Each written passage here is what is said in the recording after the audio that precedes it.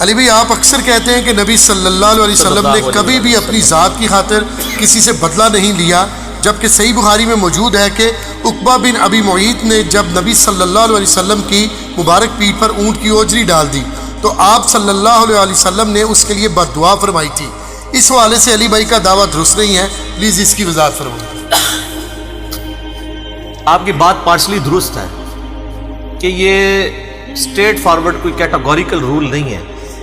کہ نبی علیہ السلام نے کبھی اپنی ذات کی خاطر بد دعا نہیں کی، لیکن مجھ سے تو بڑا شعر ہو کہ آپ یہ سوال پوچھتے ہیں۔ پہلے تو آپ اپنے علماء سے ذرا پوچھیں نا، جنہوں نے اپنے عوام کو یہ بتایا کہ نبی علیہ السلام نے تو کبھی کافر کے لیے بھی بد دعا نہیں کی ہے، ایک جھوٹی ڈاکٹرائن بتائی نا، تو میں نے ایک سٹیپ آپ کا طے کروایا کہ یہ جھوٹا دعویٰ ہے۔ نبی علیہ السلام کی یہ غلط پکچر میٹھے میٹھے مبلغین پبلک کے سامنے پیش کر رہے ہیں، وہ دین کو ٹیلر میڈ کرنا چاہتے ہیں۔ جس طرح کے سیکولر علماء دین میں آسانیاں تلاش کر کے نا دین کو اپنی مرضی کے مطابق مولڈ کرتے ہیں نا، اسی طریقے سے اس قسم کے جو علماء ہیں نا جو میٹھی میٹھی باتیں کرنے والے ہیں وہ بھی دین کو مولڈ کرتے ہیں۔ وہ جی حضور نے تو کبھی بدعا ہی نہیں دی تھی۔ ہم جب بخاری مسلم سے لے کے آتے ہیں کہ نبی علیہ السلام نے تو اپنے مخالفین پہ قنوت نازلہ پڑھی ہے،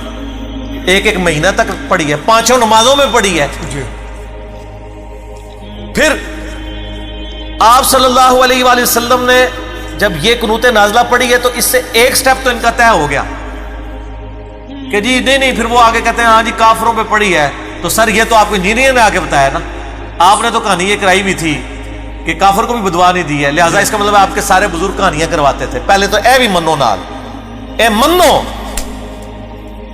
کہ بزرگوں نے کہانیاں کرائیاں نے، انجینئر نے صحیح گل دسی ہے، ایک سٹیپ اگے طے ہوا۔ آگے یہ رہا کہ نبی علیہ السلام نے اپنی ذات کی خاطر کبھی کسی کو بدعا نہیں دی ہے۔ دین کے معاملات میں وہ 70 صحابہ کو دھوکے سے قتل کیا تو آپ نے قنوت نازلہ پڑھی کافروں کے اوپر کہ اللہ تعالیٰ ان کو تباہ و برباد کرے۔ یہ بات صحیح ہے کہ نبی علیہ السلام نے اپنی ذات کی خاطر عموماً آپ کا رول یہی ہے کہ آپ نے کبھی کسی کے اوپر بددعا نہیں کی، لیکن ظاہر ہے آپ بھی ایک انسان تھے، کبھی کبھار آپ کو بھی تکلیف کا وہ لیول اچیو ہو جاتا تھا کہ آپ کی زبان سے بھی اپنی ذات کے حوالے سے بھی کسی کے لیے بددعا نہیں کر جاتی تھی۔ روبوٹ تو نہیں تھے نا، انسان تھے، انسان کے احساسات ہوتے تھے۔ عموماً ایسا ہی ہوتا تھا کہ آپ بددعا نہیں دیتے تھے، لیکن ان کی بات صحیح ہے کہ کبھی کبھار نبی علیہ السلام سے ایسے معاملات بھی ہوئے ہیں، جیسا کہ بخاری مسلم میں حدیث ہے جو انہوں نے کوٹ کی ہے۔ عبداللہ یہ جو ولید بن عقبہ کا والد تھا، عقبہ بن ابی معیط، یہ نبی علیہ السلام کے یعنی چند بڑے مخالفین میں سے تھا۔ بخاری مسلم دونوں میں آتا ہے، بخاری مسلم دونوں میں ایک چیپٹر ہے ان اذیتوں کا بیان جو نبی علیہ السلام کو اور ان کے اصحاب کو کافروں سے اٹھانی پڑی۔ یہ چیپٹر بخاری میں بھی ہے اور مسلم میں، اس میں یہ حدیث مل جائے گی آپ کو۔ ابو جہل نے کہا کہ فلاں جگہ پہ ایک اونٹ نہر ہوا ہے، اس کی اوجڑی، گوبر اور خون فلاں جگہ رکھا ہوا ہے، کون ہے جو تم میں سے اٹھے؟ اور نبی علیہ السلام حرم مکہ میں نماز پڑھ رہے تھے اور آ کے نبی کے اوپر وہ پھینکے غلاظت۔ غلاظت میں یعنی غلیظ ہونے کے اعتبار سے نہیں کہہ رہا، میں اس کی بدبو کے حوالے سے کہہ رہا۔ یہ جو عقبہ بن ابی معیط ہے نا، سرکش، یہ کھڑا ہوا، اس نے کہا میں یہ کام کروں۔ یہ حدیث روایت کرتے ہیں عبداللہ ابن مسعود رضی اللہ تعالیٰ، وہ کہتے ہیں وہ گیا اور لا کے اس نے، نبی علیہ السلام سجدے کی حالت میں تھے، آپ علیہ السلام کی پشت کے اوپر اتنی بڑی اونٹ کی لا کے اوجڑی ڈال دی اور باقی سارے اس کی وہ آنتیں وغیرہ۔ اب ظاہر ہے وہ اتنا وزن تھا، نبی علیہ السلام سجدے سے سر نہیں اٹھا پا رہے تھے۔ تو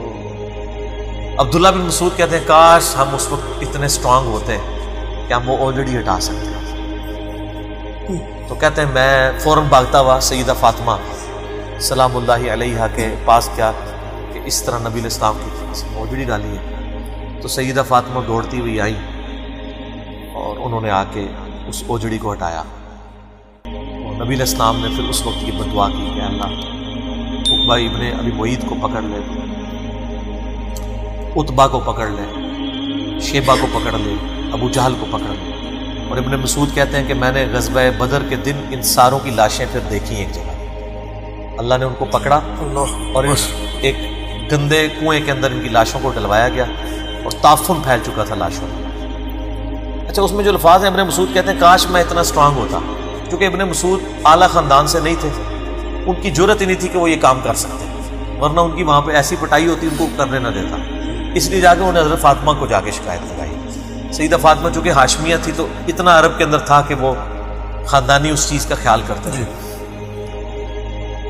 اسی طرح کا ایک واقعہ صحیح بخاری میں ملتا ہے کہ نبی علیہ السلام ایک دفعہ نماز پڑھ رہے تھے تو اسی خبیث عقبہ بن ابی معیط نے نبی علیہ السلام کے گردن میں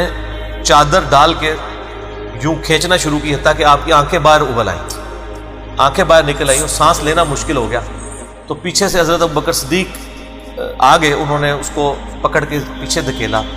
اور کہا کہ کیا تم ایک شخص کو صرف اس لیے مار دینا چاہتے ہو کہ وہ کہتا ہے کہ میرا رب اللہ ہے؟ یہ واقعہ صحیح بخاری میں ملتا ہے اسی عقبہ ابن ابی معیط کے بارے میں۔ اس کے جرم کی، جرائم کی داستان بہت زیادہ ہے، اسی لیے یعنی اس کے لیے نبی علیہ السلام کی مبارک زبان سے بد دعا نہیں۔